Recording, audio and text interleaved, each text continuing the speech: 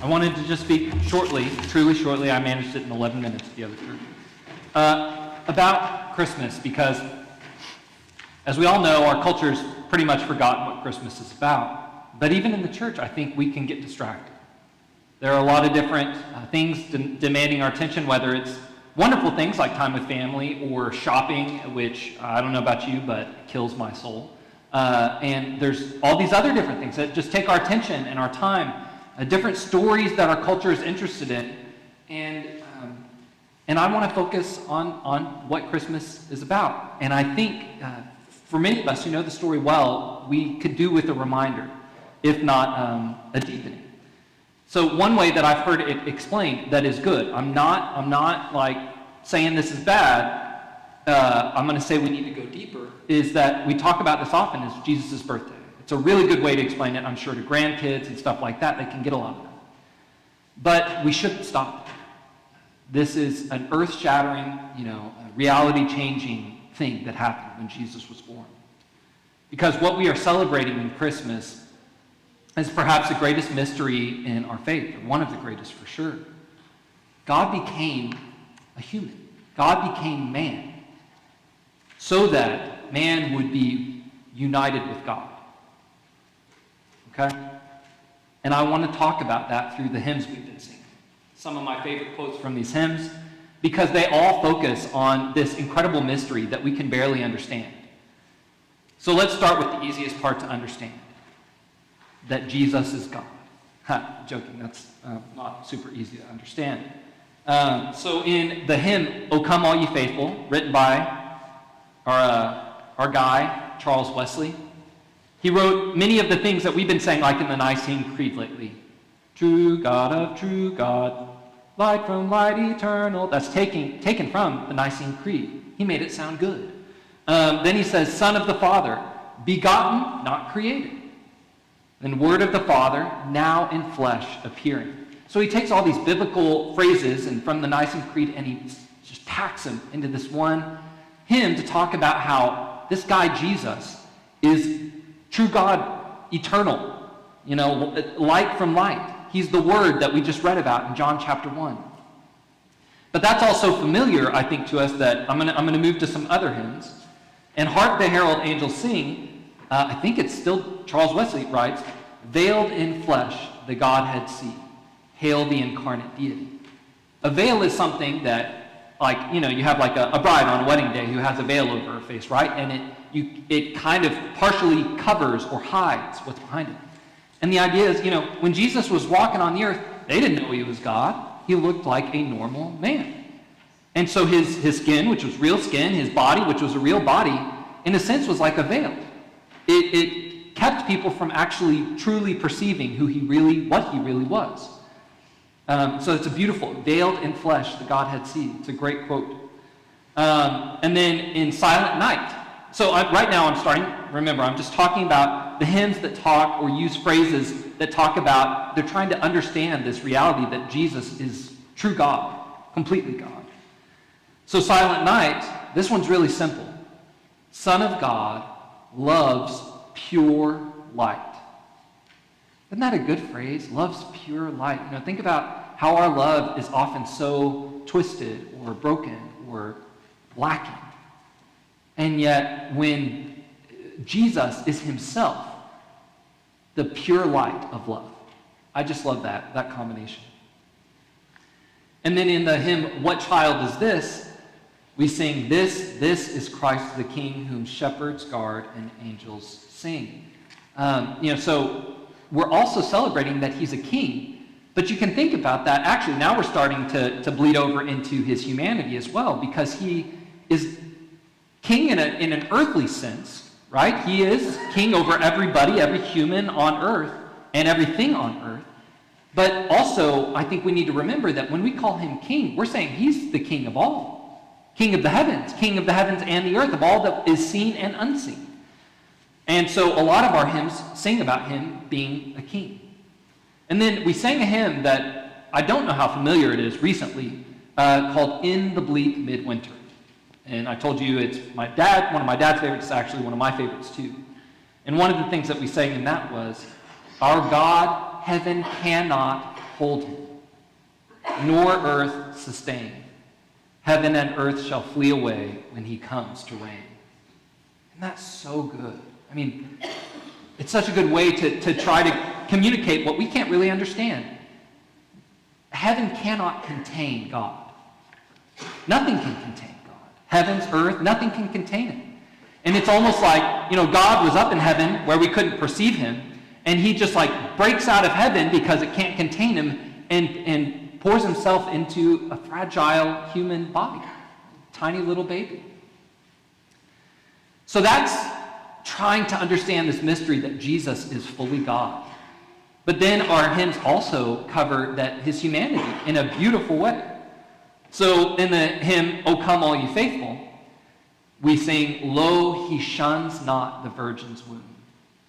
Now, I've become an adult, so I've learned that giving birth isn't an easy thing, and it's not always a pretty thing, and it is brutal. Like when my nephew came out, he was black and blue. He looked like he'd been in a fight. And here we're seeing this beautiful image, and, lo, he shuns not. It's like he's not too good for the virgin's womb. He's not too pure, not too holy, not too much God. And so just imagine God, eternal, almighty, omniscient, omnipotent God, who cannot be contained, lets himself go through the womb of a virgin. Many of you know what that's like. That's insane. Once in royal David's city, we sang that, and we sang the line, he was little, weak, and helpless. God was little, weak, and helpless. Tears and smiles like us he knew, and he feeleth for our sadness, and he shareth in our gladness. Do you feel the good news starting to bubble up? That when he took on our humanity and became truly human, fully God, fully human, that meant that he was able to truly experience and go through our weakness, our frailty. If you've held a baby, you know how weak and helpless and fragile they are.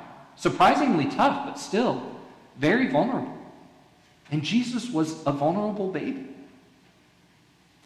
And in O Holy Night, we sing, the King of Kings lay thus in lowly manger, in all our trials born to be our friend. He knows our need. To our weakness is no stranger. God, in his infinite goodness and wisdom, knew that we cannot have a friend who doesn't know our weakness, our struggles. Jesus, because he became human, is able to walk with us. He's able to show us a life of obedience in weakness, right? And it starts to point forward to his mission as our great high priest who can pray on our behalf and represent us because he knows what we're going through. He knows what we feel, our brokenness and our pain. And then there are hymns. So we have hymns that focus on his humanity, or lines that focus on his humanity, lines that focus on his godhood, his divinity. And then you have some that try to just name the intersection where God becomes man, that incarnation, that mystery. So in the hymn, O Holy Night, which I've decided is one of the best Christmas songs of all time, long lay the world in sin and error pining. That line alone, in sin and error pining.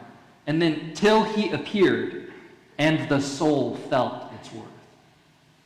So in Jesus' day, and still today, there are religions and worldviews that treat this world like it means nothing, like our bodies mean nothing, like our relationships here on earth are passing away. Even Christians who think, well, yeah, this is all going to burn away anyways, and so, what does it matter? What does it matter how I treat these people, or how I feed myself, or what I do with this physical world, because it's not going to be here long anyways? Does she need water? I think she said this happens when she gets warm, but someone might check and see if she needs water. So part of what I was trying to say is this world, it's tempting to believe that it doesn't matter. But when Jesus took on flesh, when he lived in a physical body that feels weakness, and lived in our physical world where he had to stub his toe and stumble over things, he showed that this world matters because he cared to live in it. He cared to go through it just like we do. He didn't just somehow snap his fingers and save us. He showed us that the world he created is good, and he lived in it himself. In the song, O Little Town of Bethlehem, how silently, the wondrous gift is given. Think about that. When Jesus was born, 99.999% of humans had no idea it was happening. God just became a human. That should have you should have heard some loud pop or something at least. Everybody on earth should have known something just changed. But it was quiet. In a backwater town with a bunch of hicks that nobody ever expected anything good to come from. That's in the scriptures. How silently the wondrous gift is given, so God imparts to human hearts the blessings of his heaven. No ear may hear his coming, but in this world of sin, where meek souls will receive him, still the dear Christ enters in. Your ear may not hear him coming, but there's this quietness, even quiet people, meek people. He is still entering into these people every day who are willing to recognize this God who came quietly. And finally, we have hymns that have lines that focus on how his incarnation makes his whole ministry, his whole mission possible, right? Everything he did from there on out was made possible by him taking on flesh. So in Hark the Herald Angels Sing, we sing, light and life to all he brings, risen with healing in his wings. It's a quote from Isaiah. And so there we're pointing forward to the resurrection. He came in a body in the first place, and he's resurrected in another physical, yet different spiritual body. And it's saying that when he rises bringing healing to the world. I mean, that because of that, we all have a hope in the resurrection. That these bodies will be resurrected to any everlasting healing. The same hymn says, mild he lays his glory by, born that we no more may die. Isn't that good? He was born so that we don't have to die anymore. In Joy to the World, we sing, this is one of my favorites, it's on the sign outside. No more let sins and sorrow grow, nor thorns infest the ground. He comes to make his blessings flow, far as the curse is found. In the incarnation, we see the beginning of Jesus' descent. Comes down from heaven, and he's going to go down further still. He's going to go down to death. And that's because he came to cure it all. As bad as the bad goes, as dark as the dark gets, as twisted and as broken as we and the world are, Jesus went there to the greatest extent to heal it all, to save it. And finally, in O Holy Night, we sing, truly he taught us to love one another. His law is love, and his gospel is peace. Chains shall he break, for the slave is our brother. And in his name, all oppression will cease. That's good. And so, in this season, don't let other things distract you. Don't talk about other stories. This one can swallow up everything. People have been writing songs about it for thousands of years, and they will until Jesus comes again. Because we cannot exhaust this mystery and its beauty. I think it'd be really good for us to all just take a lot of time to be in awe and wonder. It's something we don't do enough. You see it in children. They do it better than we do most of the time. And in the meantime, treasure this world. It's not all trash. Jesus entered it to save it, to heal it, and redeem it. And we get to show that this world matters until Jesus comes again. Amen.